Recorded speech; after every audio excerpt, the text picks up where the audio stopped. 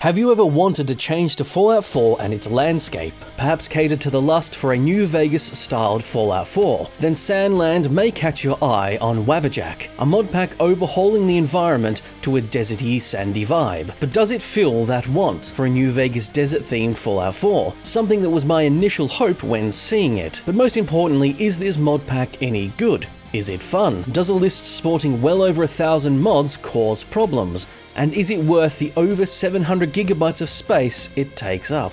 Well, let's find out, shall we? Hello there, my name is Red. I've spent countless hours in modded Fallout 4 and now many hours in the mod pack Sandland.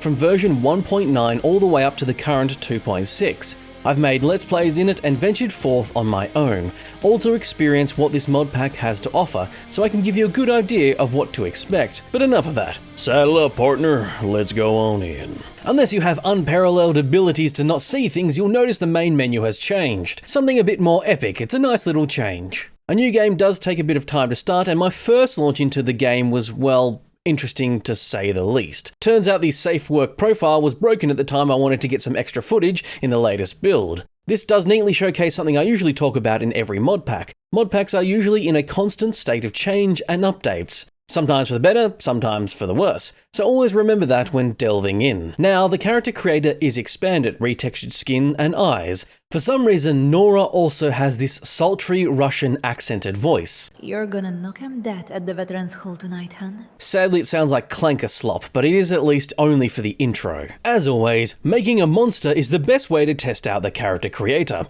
A lot of extras are available, a good selection of hair and eye colors too.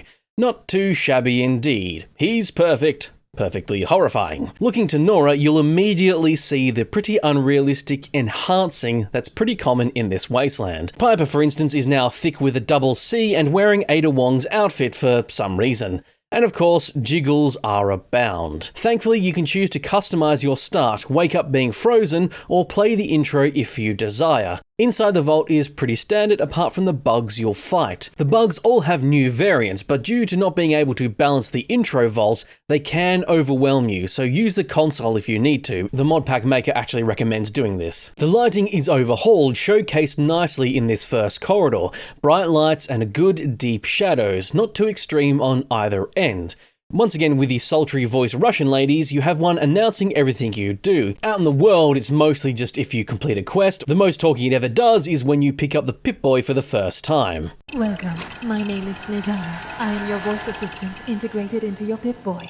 Kind of weird, and again, annoyingly, it sounds like clanker slop. You'll be greeted with the new skill system that's present in this mod pack, allowing for a better customization of your character. You can also choose traits that have both positive and negative effects. These are optional. You also choose a background. These help you build upon the type of character you want to play. You can get something generic like military training, a general increase to combat skills, or something like pesky politician, which increases starting influence and persuasion, but gets a negative to robustness and the unarmored skill. Of course, stepping out of the vault, the first thing you'll notice is the aesthetics. A vast open desert and gorgeous looking water. It's all throughout the wasteland in Sandland. Sweeping dunes, crystal clear water, and cactus instead of trees. There's already so many new things to look at, it's actually a little overwhelming. The sightlines have changed vastly to what you're used to. There's work going on with E&B and color grading to really change the vibrancy of the wasteland. First and foremost though, you may notice an area near the vault entrance,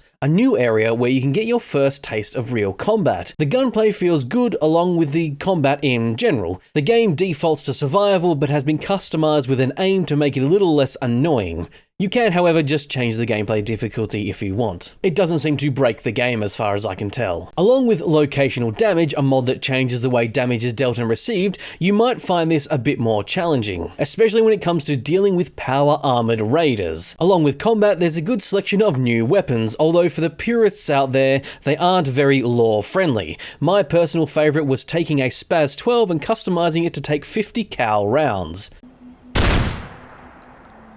It's very fun in the most ridiculous way. I personally very much enjoy the ideology of it's fun so why not, rather than controlling and locking it down. This seems to be the main philosophy of Sandland too. You'll find plenty of weapon attachments to install on most weapons.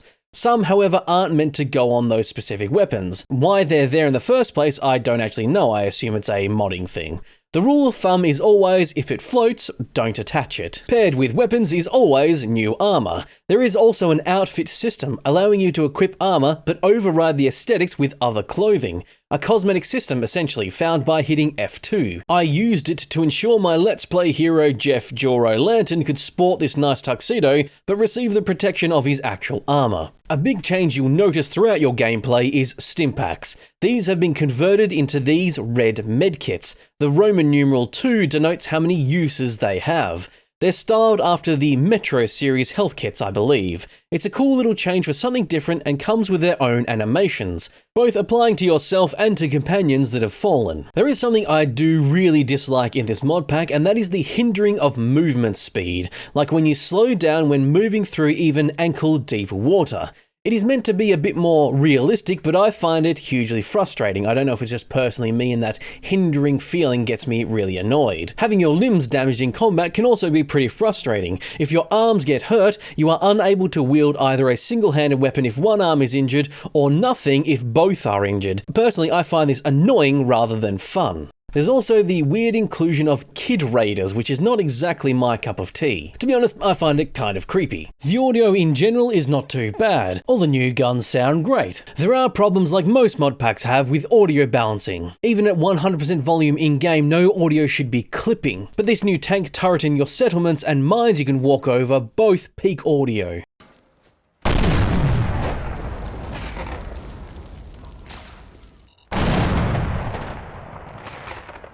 This is a pretty common problem though. My best guess would be modded sound effects not gelling well with modded audio systems. And I also find the reverb in caves just a little bit too much. The railroad helped me. Oh god, those kooks. Again, I think this is a byproduct of a modded reverb system. There's some fun new power armors which I really enjoy, making Paladin Dan's look like a bit of a dork, and I love it. As you can see, the power armor HUD is default. Nothing wrong with that, it's just I thought I'd point it out. I do dislike the multiple fonts you can see on screen. Finding a new location sees this cursive font, these fonts here, and a third is always on your HUD. UI-wise, it's a bit messy. It's inconsistent, but this mod pack kind of has that vibe, throwing mods in because they're cool rather than whether they fit or not. But as always, one of the most important questions is stability. This is where I had some issues myself.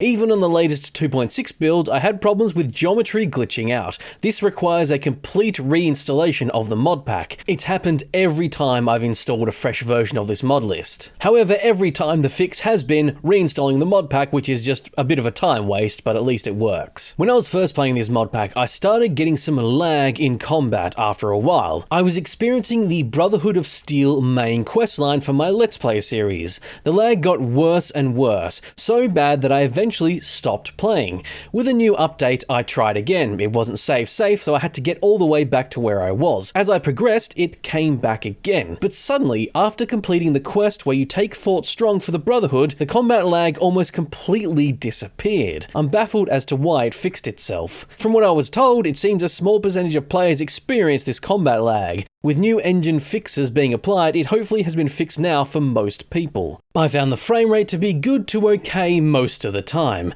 I'd recommend running Beth Ini Pi, software you can find in the Sandland folder, to help with the frame rate. With my setup, details in the description, running the game on vanilla default ultra settings, I was getting around 40 to 50 frames in Sanctuary Hills, around 40 frames in Swan's Pond, between 30 and 40 around Trinity Plaza and the Boston Library, 40 to 50 frames outside of Diamond City, which is all fine, but inside Diamond City, I was getting an atrocious 15 frames when coming down the stairs, then between 25 to 40 depending on where you're looking further in. This is due to a mod being installed that adds a lot of lighting to Diamond City, and it's comfortably the most terrible choice in this mod pack for it to be included. The idea that getting Diamond City looking like this is worth the huge trade-off in frame rate is baffling to me. And to top it off, while the map looks great, it is also quite laggy. I was getting around 25 frames when moving around it. Out and about in the wasteland, I could easily get around 60 frames, which isn't too bad at the very least. I cap my frame rate to 60 for recording purposes,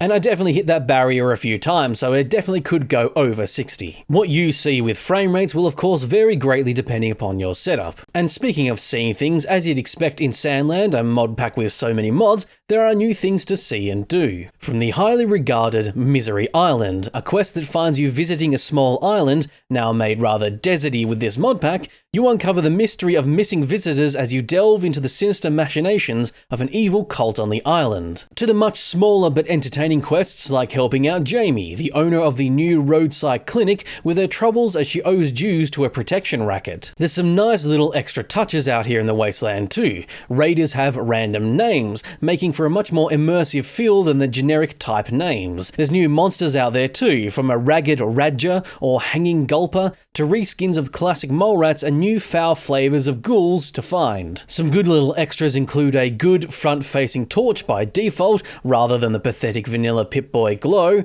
and a quick fast travel list of some of your settlements on the top left of your Pip-Boy map. And if you're a settlement builder enjoyer like me, there's a great selection of new items for you to choose from, with a whole host of new menus. From some extra concrete walls to the defense turret tanks. You can also fly around as you build, as the workshop mode has been enhanced. You don't even need to do the quests for the settlements if you don't want to. You can simply activate the workshop to take it over. The skill requirements gel nicely with the settlement building and crafting. Your skills give you passive perks every 25 points. So gunsmithery at 25 gives you level 1, at 50 it gives you level 2, and so on. Gunsmithery being a factor in weapon modding, though a generous amount of those mods don't actually require it, I've found. The graphics and weather overhauls work beautifully together to create some gorgeous shots. Oppressive radiated storms in the glowing sea, an area that is actually quite lush with greenery, giving a good contrast to the deserty themes elsewhere. And just east you can find the swampy shrubland with an air of its own. The bright sunny desert and the moody fog all fit well in this desert-themed wasteland.